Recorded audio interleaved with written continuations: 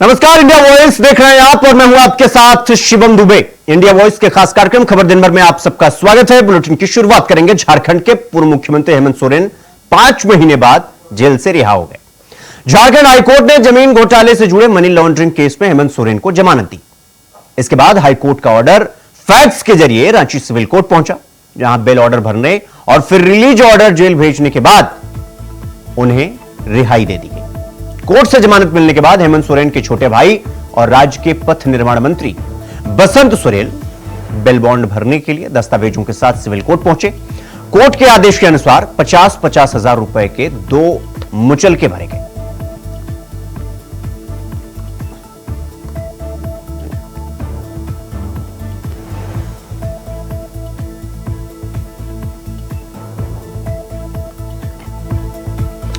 तो जमीन घोटाले से जुड़ा हुआ यह मनी लॉन्ड्रिंग का मामला था। इसी मामले को लेकर उन्हें हाईकोर्ट से, झारखंड हाईकोर्ट से जमानत मिली। और आपको बता दें कि 31 जनवरी को ईडी ने पूछताछ के बाद झारखंड के पूर्व मुख्यमंत्री हेमंत सोरेन को गिरफ्तार किया था। और लोकसभा चुनाव के दौरान हेमंत सोरेन जेल में ही थे और हेमंत सोरेन ने लोकसभा चुनाव प्रचार के लिए जमानत भी मांगी थी, लेकिन सुप्रीम कोर्ट से उन्हें जमानत नहीं मिली थी। और अब झारखंड के पूर्व मुख्यमंत्री हेमंत सोरेन को हाईकोर्ट से जमानत मिल गई। कहते सत्य की जीत हुई, झूठ पराजित हुआ। न्यायालय पर एक बार और भरोसा और विश्वास अधिक बढ़ा कि न्यायालय ने दूध का दूध पानी का पानी अपने फैसले में किया। और न्यायालय ने यह बताने का भी काम किया कि बेगुनाहों को आप ज्यादा दिन तक सजा नहीं दे सकते हो, चाहे केंद्र की सरकार कुछ भी कर ले। और हमें यह लगता है कि अब भारतीय जनता पार्टी की भी पोल खुल गई कि कैसे एक आदिवासी चेहरे को झूठ और साजिश के तहत फंसा करके जेल भेजने का काम भारतीय जनता पार्टी और केंद्र की सरकार ने किया था। हेमंत सोरेन जी को जमानत की खबरें हमने भी मीडिया में देखी है। हाईकोर्ट ने वो विस्तृत कॉपी को अपलोड नहीं किया है, जिसमें उनके बेल के कंडीशंस और बेल के कारणों की जानकारी हो। और अदालती कार्रवाई का हिस्सा होता है, कभी आपके बेल को रिजेक्ट किया जाता है, कभी आपको बेल मिलता है। अभी कुछ ही दिन पहले, मुझे लगता है 15 दिन पहले, हेमंत सोरेन की अरेस्टिंग को लेकर इन्होंने मूव किया था, तो हाईकोर्ट ने अरेस्टिंग को जायज ठहराया था और कहा था कि प्रथम दृष्टया इनको जो जमीन हड़पने का आरोप है वो सही है। हाँ, लेकिन आज दूसरा केस था जिसमें बेल का मामला था। खबरें आ रही कि उनको बेल मिल गई, लेकिन झारखंड मुक्ति मोर्चा में जिस तरीके का जश्न मिल रहा है, साहब कंफ्यूजन में ना रहे, ये उनको बेल मिला है, दोष मुक्त नहीं हुए। जमीन घोटाला मामले में आरोपी झारखंड के पूर्व मुख्यमंत्री एवं जेएमएम के नेता हेमंत सोरेन की जमानत याचिका पर आज माननीय न्यायमूर्ति रंजन मुखोपाध्याय की अदालत ने फैसला सुना दिया है और उन्हें जमानत की सुविधा प्रदान की है। इस मामले की सुनवाई पूर्व में 13 जून को पूरी कर ली गई थी और फैसला सुरक्षित था, जिस पर आज फैसला माननीय अदालत ने सुना दिया है। प्रयास किया जा रहा है, ये भी किसी देश, पूरे देश में छुपा नहीं है। और न्याय पाने में जो वक्त लगता है, वो वक्त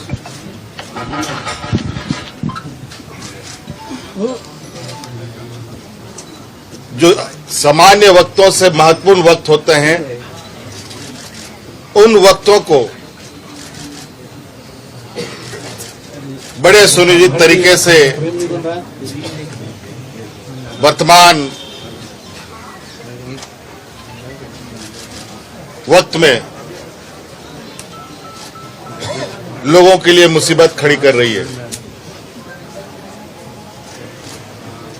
एक झूठे मनगढ़ंत कहानी गढ़कर मुझे 5 महीनों तक जेलों के अंदर रखा गया। इसी प्रकार आप देख रहे होंगे देश के अलग अलग हिस्सों में कहीं पत्रकार बंद है, कहीं सरकार के विरुद्ध आवाज उठाने वाले लोग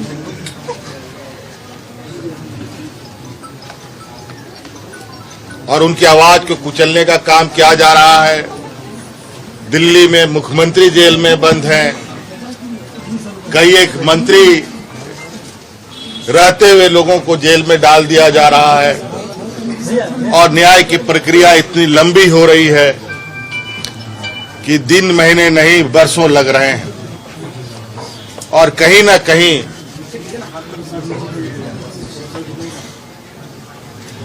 जो लोग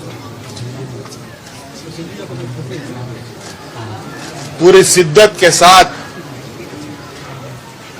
अपने अपने राज्य, अपने अपने समाज, अपने अपने देश के प्रति अपने दायित्वों का निर्वहन कर रहे हैं, उन सब में बाधाएं डाली जा रही है। आज मैं बहुत कुछ नहीं कहूंगा, लेकिन आज अंतोगत्वा मैं फिर से राज्य की जनता के बीच में हूं और जो लड़ाई हमने और जो संकल्प हमने लिया है उसको निश्चित रूप से मकाम तक भी पहुंचाने का हम काम करेंगे।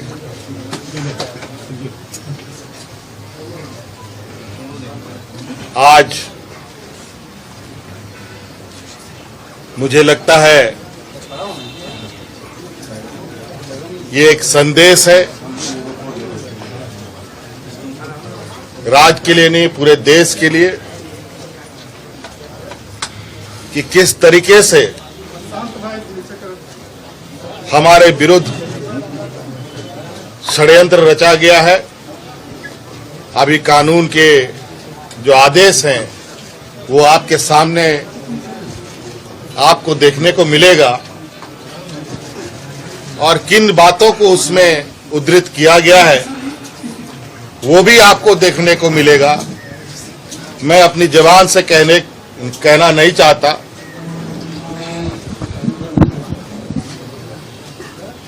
इसलिए मुझे लगता है जो भी न्यायालय के आदेश हैं उस न्यायालय के आदेश को आप लोग बेहतर तरीके से आकलन करें। तो वहीं संसद में नीट को लेकर चर्चा के लिए विपक्ष और सरकार में टकराव की स्थिति बन गई, जिसके बाद सदन को स्थगित करना पड़ा। इसके बाद सरकार और विपक्ष में जमकर बयानबाजी भी हुई। देखिए, स्पीकर महोदय ने कहा कि भाई आप जो राष्ट्रपति का अभिभाषण है उसके हर मुद्दे पर बहस कर सकते हैं और हम पूरा समय देंगे आपको। तो उनको मानना चाहिए ना, लेना। उन्होंने नीट के बारे में भी बात की थी, नीट में भी बहस करे, अपोजिशन किसी भी मुद्दे पर बहस करे जो भी मुद्दे थे उसमें। तो बट ऐसे नहीं होता है, हमें this is not done to me. लगता है वह नीट के विषय पर मतलब हंगामा करने की आवश्यकता नहीं है। नीट पर चर्चा चाहते हैं तो पहले राष्ट्रपति के अभिभाषण पर खुली चर्चा होनी चाहिए, उसके बाद आखिर में विषय पर चर्चा हो सकती है। लेकिन पहले नीट पर चर्चा करो, ये मतलब जो नियम को मतलब अलग रखकर इसी को मांग कर रहे हैं। मुझे लगता है कि उनको हाउस नहीं भी चलने देना है और राष्ट्रपति का भाषण इतना अच्छा है कि पूरे देश को आगे ले जाने की कोशिश उसमें है, इसीलिए वो राष्ट्रपति के अभिभाषण पर चर्चा नहीं करना चाहते हैं। कि हम मानते हैं कि मोशन ऑफ थैंक्स में भी नीट की, स्पीकर सर लगातार कह रहे थे कि मोशन ऑफ थैंक्स में भी नीट की बात को एड्रेस किया जा सकता है, विपक्ष एक तरीके से अपने बात को रख सकती है, पर वो लोग शायद उस चीज के लिए तैयार नहीं थे। उनको मोशन ऑफ एडजर्नमेंट पास करना था और जो भी हुआ फिर तो वो हुआ। समय बिना मतलब का सदन का बर्बाद हुआ है और हम ये मानते हैं कि अगर हम लोग कुछ पक्ष और विपक्ष मिलके नीट के बात को लेकर के हम लोग डिस्कशन कर सकते थे, तरीके से कर सकते थे, पर अनफॉर्चुनेटली ये नहीं हो पाया। तो जब राष्ट्रपति महोदया जी ने सरकार की मुख्य के नाते अपने भाषणों में विषय को उल्लेख किया है, तो लिपापोती किस चीज की है? सीबीआई सारे लोगों को पकड़ना शुरू किया है, हम किसी को भी उसमें से छोड़ने वाले नहीं है। एनटीए की जो दायित्व में थे उनको निवृत्त करके और एक उच्च अधिकारियों को काम दिया गया है। ये सारे सरकार की प्रतिबद्धता की प्रमाण है। हम कोई लिपापोती की कोई गुंजाइश नहीं रखेंगे। सारा विषय में हर एक अंतराल में आपके सामने विषय को रख ही रहा हूं और हम देश को आश्वस्त करते हैं। हम फिर से कहना चाहते हैं, सरकार किसी भी मुद्दे पे चर्चा करने के लिए तैयार है, लेकिन नियम के तहत होना चाहिए। आदरणीय स्पीकर महोदय ने बहुत ही अच्छी तरीके से बात बताया कि जो मुद्दे विपक्ष के नेता उठाने चाहते हैं, अपने समय जो तय किया है उस समय पूरा बात रख सकते हैं, क्योंकि 3 दिन का चर्चा है। प्रेसिडेंशियल एड्रेस का, मोशन ऑफ थैंक्स का 3 डेज चर्चा का तय किया गया है। 3 दिन में अपने बातों को विस्तार से रख सकते हैं, और हमने सरकार की तरफ से बताया कि हर मुद्दे जो भी उठाएंगे उसका हम विस्तृत रूप से जानकारी देंगे, सदन में बात रखेंगे। सदस्यों को हम फिर से भरोसा में लेकर के आगे भी हम भरोसा देते हैं कि सरकार चर्चा के लिए हमेशा तैयार है। किस तरह से उन लोगों ने वहां पे उनका आचरण किस तरह का था, और अध्यक्ष महोदय जी ने भी उनको काफी फटकार लगाई कि आप लोग, जैसा लगता है जैसे सड़क और सदन का जो विद्रोह होता है उसमें कुछ फर्क होता है, लेकिन लगता है वो किसी की बात सुनने को तैयार ही नहीं है। एकदम हम लोग भी, क्योंकि पहली बार आए तो हम भी घबरा गए कि ऐसा क्या हो गया, इतना ज्यादा चिल्लाना चीखना। ऐसा लगा कि वो वहां बीच में आके जो है वेल क्या कहते हैं उसे, उधर आके जो है वो ऐसा लगा अटैक करने वाले हैं। तो हम तो बिल्कुल, खैर हमारा तो पहली टाइम है, पर ये देख के काफी बुरा लगा कि उन्होंने किसी को भी बात नहीं करने दी, और जिस पर राष्ट्रपति जी के भाषण पर जो है वो चर्चा करनी थी उसको तो भूलकर वो अपनी ही जो है वहां पे मनमानी कर रहे थे। तो पता नहीं कैसे, एक पहले भी छोटा ब्रेक लिया, उसके बाद भी उन्होंने जो है बहुत मुझे नहीं लगता इस तरह का आचरण जो है एक्सेप्टेबल होना चाहिए। ये सिर्फ हंगामा खड़ा करने के लिए अगर आप सदन को बाधित करने की सोच रखते हैं तो ये गलत है। राष्ट्रपति जी के अभिभाषण पर जब धन्यवाद प्रस्ताव आता है तो इसमें पूरी स्वतंत्रता हर एक दल को, हर एक सांसद को होती है कि वो इसमें किस विषय को उठाना चाहता है। माननीय स्पीकर साहब के द्वारा भी, चेयर के द्वारा भी इस बात को स्पष्ट तौर से कहा गया कि अगर आप नीट के विषय को भी उठाना चाहते हैं, देखिए ये विषय ऐसा है जिसके लिए सरकार भी पूरी तरीके से गंभीर है। सरकार कतई नहीं चाहती कि किसी भी छात्र के साथ अन्याय हो, उसके भविष्य के साथ कोई भी खिलवाड़ हो। लगातार जो पेपर लीक हो रहे हैं देश में, नौजवान के भविष्य के साथ खिलवाड़ हो रहा है, और सबसे ज्यादा पेपर लीक के अगर कहीं केस सामने आए तो हरियाणा के अंदर हमने पिछले कुछ वर्षों में देखा है कि लगभग हर सरकारी भर्ती पेपर लीक का शिकार हुई। नीट जैसा इम्तिहान जिसमें लाखों बच्चों का भविष्य का निर्धारित करना, वो इम्तिहान में जिस तरह पेपर लीक हुआ और सरकार अपनी जिम्मेदारी से पीछे हट रही है, धर्मेंद्र प्रधान जी अपनी जिम्मेदारी से पीछे हट रहे हैं, ये विपक्ष को अस्वीकार्य है, इंडिया गठबंधन को अस्वीकार्य है। और इसी को लेकर हम एक चर्चा लेके आए थे, और जो राहुल जी ने जो बात कही कि सब मिलकर इस पर एक दृष्टिकोण रखें, क्योंकि राष्ट्रीय हित का मुद्दा है, कोई राजनीति का मुद्दा नहीं है। लेकिन ये बात कहने पे भी के बावजूद उनके माइक को बंद किया गया। जब नेता विपक्ष के माइक को बंद किया जाएगा इतने अति महत्वपूर्ण विषय को, जिस रूप से वो राजनीति से भी ऊपर उठ के उठा रहे थे, तो मैं समझता हूं कि स्वाभाविक है कि विपक्ष में के सांसदों में इस बात पर रोष पनपा, और हमने मांग करी कि इस पर डिस्कशन हो। आज भी हम सरकार से मांग करते हैं तुरंत इस पर डिस्कशन कराया जाए। तो बुलेटिन में रुकेंगे एक छोटे से ब्रेक के लिए, खबरों का सिलसिला जारी है, फौरन लौट रहा है। ब्रेक के बाद एक बार फिर आप सबका स्वागत है मेरे साथ। रुक करेंगे अगली खबर की ओर। दिल्ली में शुक्रवार की सुबह हुई भारी बारिश के बीच कई इलाके में जलभराव हो गया। इस दौरान शहर के मुख्य इलाकों में बाढ़ जैसी स्थिति पैदा होने के साथ साथ यातायात भी बाधित हुआ, जिसके बाद दिल्ली सरकार की जल मंत्री आतिशी ने एक प्रेस कॉन्फ्रेंस किया, जिसमें उन्होंने ये बताया कि शहर में नालों की क्षमता से ज्यादा पानी गिरने की वजह से ऐसे हालात बने। उन्होंने ये कहा कि लोगों को ये समझना होगा कि अगर 228 मिलीलीटर पानी गिरा है तो पानी निकलने में समय तो लगेगा ही।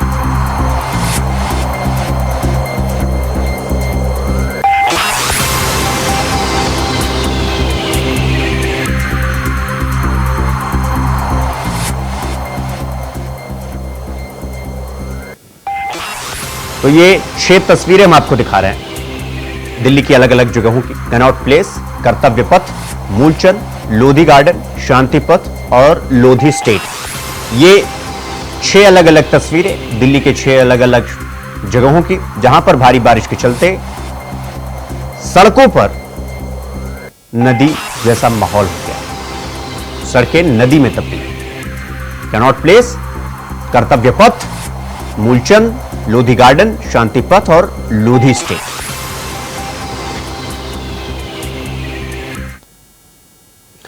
तो उत्तर प्रदेश में 10 विधानसभा सीटों पर होने वाले उपचुनाव को लेकर एनडीए और इंडिया गठबंधन तैयारी में जुट गए। फिलहाल पेच यहां फंस रहा है कि क्या इंडिया गठबंधन और समाजवादी पार्टी एक साथ लड़ेंगे। एक रिपोर्ट देखते हैं।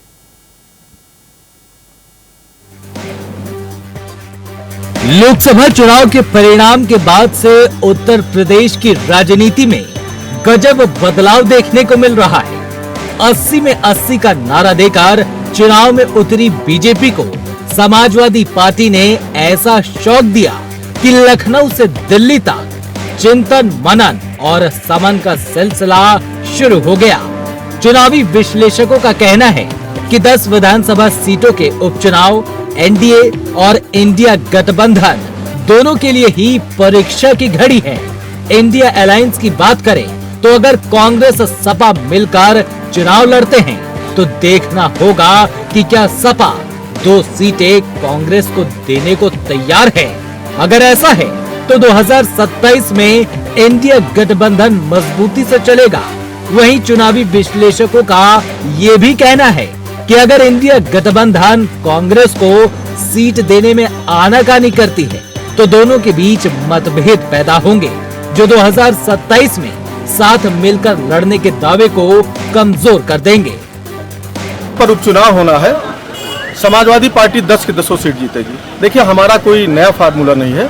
हम जनता के बीच में उनकी मूलभूत जरूरतों को लेकर के, बुनियादी सवालों को लेकर के, जिनको लेकर के हम लोकसभा के चुनाव में गए थे, वो हमारे मुद्दे यथावत है। चाहे महंगाई हो, चाहे बेरोजगारी हो, चाहे भ्रष्टाचार हो, पीडीए के हक और हुकूक को लेकर के हम जनता के बीच में रहेंगे। और जिस तरह से जनता में गुस्सा है, जिस तरह से आप देख रहे हैं पेपर लगातार लीक हो रहे हैं, सरकार कोई संज्ञान नहीं ले रही है, नौकरियां मिल नहीं रही है, किसान बदहाल है, तो वो सारे मुद्दे यथावत बने हुए हैं। जनता ने मन बना लिया है। इन उपचुनाव में समाजवादी पार्टी 10 की 10 सीट जीतेगी। जहां तक बसपा का सवाल है, बसपा अपना जनाधार खो चुकी है। जो पहले थी वही आज भी रहेगी। पिछड़े, दलित, अल्पसंख्यक सब हमारे साथ हैं। हम 10 को 10 सीट जीतेंगे। साथ ही विश्लेषकों का ये भी कहना है कि उत्तर प्रदेश के सीएम योगी आदित्यनाथ और समाजवादी पार्टी प्रमुख अखिलेश यादव के सामने बड़ा चैलेंज खड़ा हुआ है। अखिलेश यादव के लिए ये साबित करने का मौका है कि उत्तर प्रदेश में हवा बदल चुकी है, तो वहीं योगी आदित्यनाथ के लिए भी चुनौती है। वो ये साबित करना चाहते हैं कि यूपी को योगी मॉडल पसंद है। यूपी की जिन विधानसभा सीटों पर उपचुनाव होने हैं वो हैं फूलपुर, मझवा, सिसिमाऊ, मीरापुर, मिल्कीपुर, करहल, कुंदरकी, गाजियाबाद, कटेहरी और खैर विधानसभा सीट पर विधानसभा चुनाव होने वाले हैं। समाजवादी पार्टी उपचुनाव की तैयारी में पीडीए का फॉर्मूला लाने की तैयारी में है, जिसमें उपचुनाव की तैयारी में जुटी सपा अवधेश प्रसाद के बेटे को मिल्कीपुर से टिकट दे सकती है। वहीं लालजी वर्मा की बेटी को कटेहरी सीट से टिकट मिल सकता है। वहीं बात करें तो अमरनाथ मौर्य को सपा फूलपुर से अपना प्रत्याशी बना सकती है। वहीं करहल सीट से तेज प्रताप को टिकट मिल सकता है। इसके साथ ही कांग्रेस भी 2 से 3 सीटों पर चुनाव लड़ने का दावा कर रही है। फिलहाल देखना ये भी है कि बीजेपी के सहयोगी दल यानी आरएलडी, निषाद पार्टी, राजभर और अपना दल भी सीटों पर दावा ठोक रहे हैं। ऐसे में उपचुनावों की डगर अपने सहयोगियों के साथ अभी थोड़ा कठिन है। Bureau report, India voice. तो वहीं महात्मा गांधी काशी विद्यापीठ में मोबाइल लेकर परीक्षा देते छात्रों का वीडियो वायरल हुआ है। विश्वविद्यालय प्रोक्टोरियल बोर्ड की टीम परीक्षा कक्ष में जाने के दौरान छात्रों की तलाशी लेती है। इसके बाद भी मोबाइल परीक्षा कक्ष में जाना व्यवस्था पर सवाल उठा रहा। हालांकि इस वायरल वीडियो की पुष्टि इंडिया वॉइस नहीं करता।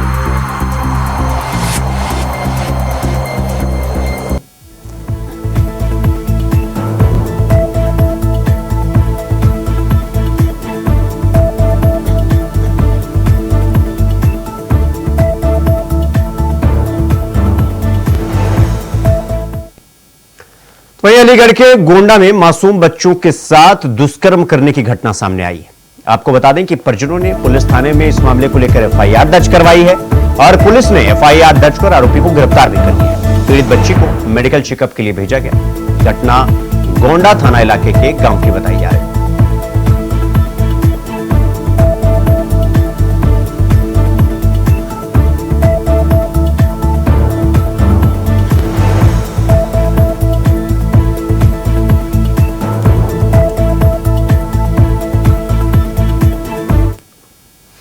तो वहीं गर्मी की छुट्टियों के बाद अब प्राथमिक विद्यालय खुल गए। इस दौरान रायबरेली के बतमऊ कंपोजिट विद्यालय में अनोखा नजारा देखने को मिला। बच्चों के स्कूल पहुंचने पर उनका स्वागत फूल देकर और माथे पर टीका लगाकर किया गया। इस दौरान शिक्षक और बच्चे दोनों बेहद खुश नजर आए।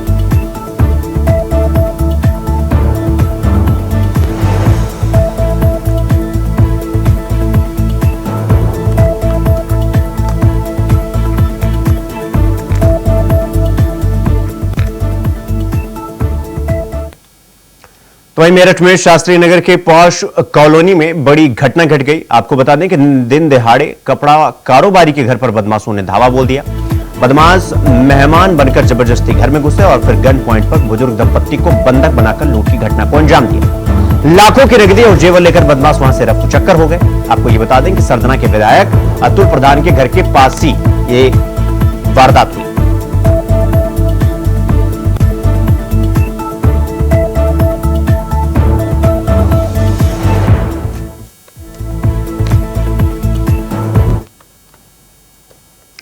तो वहीं अलीगढ़ के छर्रा थाना इलाके के नगला जफर से एक युवक के बच्चों को अश्लील वीडियो दिखाने का मामला सामने आया है। इसका विरोध करने पहुंचे एक अधेड़ के आरोपियों ने लाठी डंडों से जमकर पिटाई कर दी। इसके इलाज के दौरान दिल्ली के सफदरगंज अस्पताल में मौत हो गई।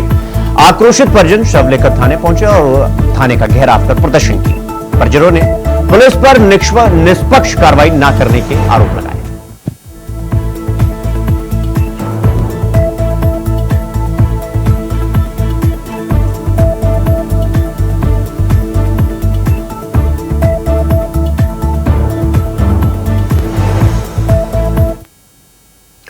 तो वहीं फिरोजाबाद के शिकोहाबाद में चोर ने मोबाइल की दुकान से फोन चोरी कर लिया। चोर ग्राहक बनकर दुकान में पहुंचा और मोबाइल चोरी कर वहां से फरार हो। यह पूरी घटना, यह पूरी वारदात सीसीटीवी कैमरे में कैद हो गई।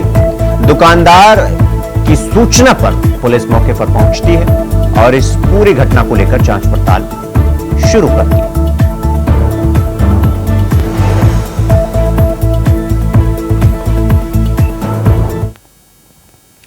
तो खबर दिन भर में फिलहाल अभी के लिए बस इतना ही। देश और दुनिया की तमाम खबरों को देखने के लिए देखते रहिए इंडिया वॉइस। नमस्कार।